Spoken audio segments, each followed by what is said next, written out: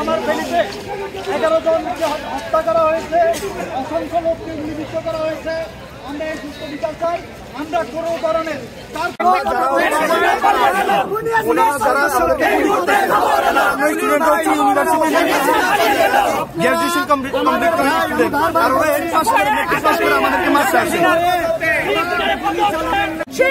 আর পুলিশকে মনে করায় দিতে হবে দেশের আসল মানুষ মালিককে, বুঝছেন? ও যে গুলি করছে বুলেটটা কার টাকা দিয়ে কেনা হয়?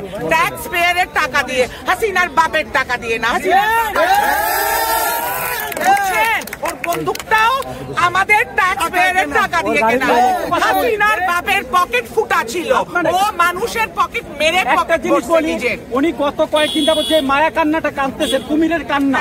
ওনার স্বজন হারানো স্বজন, আমাদের স্বজন স্বজন না, আমাদের ভাইগুলোকে আমাদের ভাই না, আমাদের সন্তান হারা হচ্ছে, সে মায়ের আর্তনাদ শুনবেন না? তিনি আজকেও গুলি করতেছেন, আজকেও আমাদের ভাইদের উপর গুলি করতেছেন, আমাদের বোনদেরকে করছে। উনার বেজন্মা ছাত্রলীগ আমাদের নারীদেরকে শ্লীলতাহানি করার চেষ্টা করছে, আমাদের শিক্ষিকাদেরকে হাত দিয়েছে। এক সাইডে নমরুদ ফেরাউন পৃথিবীতে আসে নাই, আমরা হাসিনাকে চাই না, হাসিনাকে চাই না। হাসিনার তো কোটি কোটি লক্ষ লক্ষ টাকা আছে, পুলিশ পালাবে কোথায়? ওরা তো সবাই তো বেনাজির না। তারা সুন্দরভাবে রাখবে, শান্তিভাবে থাকবে, আমরা যে শান্তি, তারা যেন শান্তিতে থাকে। তাদেরকে ফুলের শুভেচ্ছা।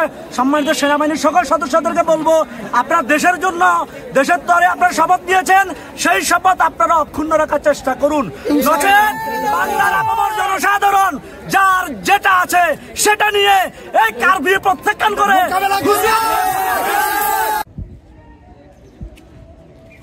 বিরক্তি লাগবে। টিভি দেখে দেখা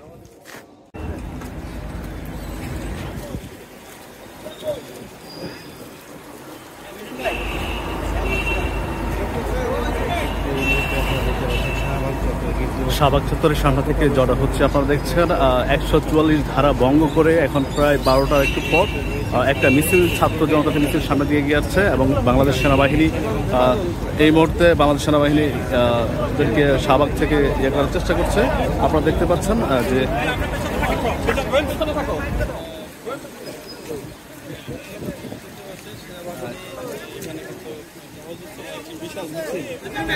আসতেছে শাহবাগের দিকে।